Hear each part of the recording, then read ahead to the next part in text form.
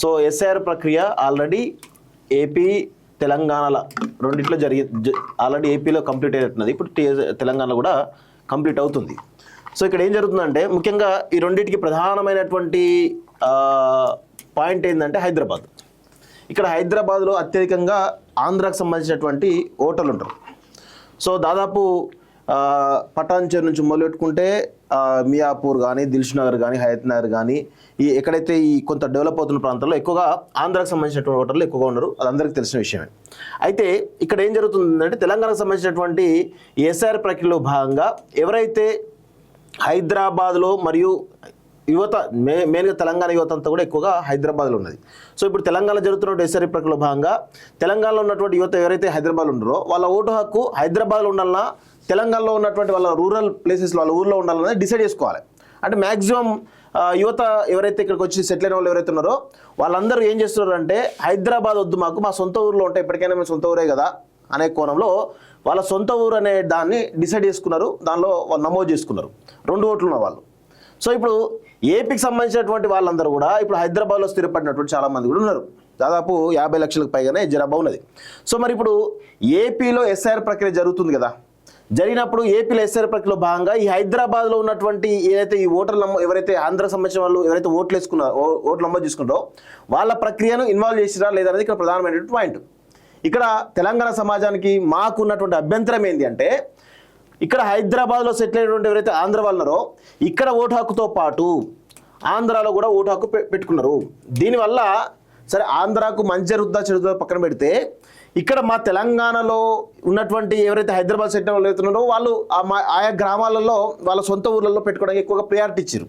కానీ దీనివల్ల ఇక్కడ ఏం జరుగుతుందంటే హైదరాబాద్లో జనసంఖ్య ఏపీ వాళ్ళదే ఎక్కువ అనేటువంటి ఒక ప్రయత్నం, పెద్ద కుట్ర జరుగుతూ ఉంది. ఎస్ఐఆర్ ప్రక్రియ జరిగే ప్రధానమైనటువంటి కుట్ర ఇది అనేది మనకు చాలా స్పష్టంగా మాకు అర్థమవుతుంది. మేము గతంలో కూడా చెప్పినాం, ఈ ఎస్ఐఆర్ ప్రక్రియ ప్రారంభమైనప్పుడు కూడా హైదరాబాద్లో ఎవరైతే ఆంధ్రాకు సంబంధించినటువంటి ఓటర్లు ఎవరైతే ఉన్నారో వీళ్ళను కూడా ఈ పరిగణలోకి ఎస్ఐఆర్ ప్రక్రియలో కంబైన్డ్గా తీసుకోండి, ఏపీది తెలంగాణది ఎస్ఐఆర్ కంబైన్డ్గా తీసుకుంటే 100% మీకు ఇది చాలా ఓట్ల విషయంలో చాలా తేడాలు కనబడతాయి అని చెప్పేసి చాలా స్పష్టంగా చెప్పినా మాకు అభ్యంతరాలు అయితే ఉన్నాయి ఇందులో. అంతే కదా నాకున్న అభ్యంతరం. ఇక్కడ ఇంకో విషయం ఏంటంటే ప్రధానంగా తెలంగాణలో ఉన్నటువంటి యువత అన్న చెప్పినట్టు చాలామంది గ్రామాల్లో తీసుకున్నటువంటి ప్రయత్నం చేస్తున్నారు రూరల్ ఏరియాలో. ఎందుకు అనంటే ఇప్పుడు రాజకీయాల మీద అవగాహన వచ్చింది కాబట్టి ఊర్లలోకి పోయి వార్డు మెంబర్లుగానో లేదంటే సర్పంచులుగానో ఎంపీటీసీలుగానో జెడ్పీసీలుగానో ఎమ్మెల్యేలు కూడా పోటీ చేస్తున్న వాళ్ళు పిహెచ్డీ స్థాయి చదువుకున్న వాళ్ళు కూడా ఉన్నారు. వీళ్ళు రాజకీయాల కోసం ఊర్లలో చేస్తే ఈ ఆంధ్రాకు సంబంధించిన వాళ్ళు తెలివిగా కూడా ఇక్కడ రెండో పాయింట్ కూడా ఉంది. తెలివిగా వాళ్ళ ఊర్లలో ఎట్లాగో వాళ్ళ తాతలో వాళ్ళ బాపులో వాళ్ళ కుటుంబ సభ్యులు ఎట్లాగో అక్కడ రాజకీయాలు ఉంటారు కాబట్టి ఇప్పుడు ఒక అన్నకు సంబంధించినటువంటి కుటుంబము ఆంధ్రాలో రాజకీయం చేస్తే వాళ్ళ తమ్మునికి సంబంధించిన కుటుంబం హైదరాబాద్లో రాజకీయాలు చేస్తారు. ఇప్పుడు చిరంజీవి ఆంధ్రాలో రాజకీయం చేసిన అనుకో, పవన్ కళ్యాణ్ తెలంగాణ రాజకీయం చేస్తారు.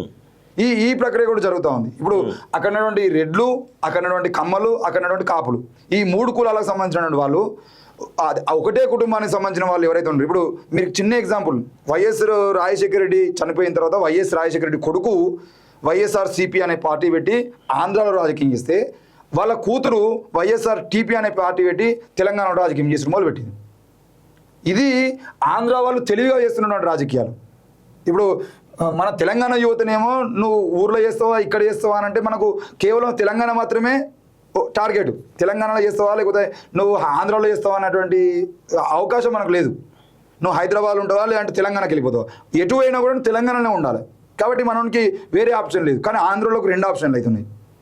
ఇప్పుడు నువ్వు ఆంధ్రలో రాజకీయం చేస్తావా తెలంగాణలో రాజకీయం చేస్తావా అనే 2 ఆప్షన్లు తీసుకొని ఒకరేమో అక్కడ ఉంటున్నారు, ఒకరేమో ఇక్కడికి వస్తున్నారు. బావ అక్కడ ఉంటాడు, బామ్మడు ఇక్కడికి వస్తాడు, అన్న అక్కడ ఉంటాడు, చెల్లి ఇక్కడికి వస్తుంది. కాబట్టి ఈ రాజకీయాలకు సంబంధించిన విషయంలో కూడా ఇప్పుడు ఒకవేళ తెలంగాణ ఆంధ్రాకు నారా లొకేషన్ సీఎం చేద్దామంటే తెలంగాణకు పవన్ కళ్యాణ్ సీఎం అవుతామని చెప్పేసి ఇక్కడ ఉన్న టీడీపీ, జనసేన, బీజేపీ వీళ్ళందరూ కుమ్మాకాయి రాజకీయాలు ఏవైతే ఉన్నాయో వాటిని పంచుకుంటున్నారు. తెలంగాణ, ఆంధ్రప్రదేశ్, తెలంగాణ అంటే మొత్తం తెలంగాణ కాదు, కేవలం హైదరాబాద్. సో ఇక్కడ మనము తెలంగాణ సమాజం ఈ విషయంలో చాలా లోతుగా కనుక మనము గమనించకపోయినట్లయితే చాలా పెద్ద ప్రమాదం ఉంది ఇక్కడ.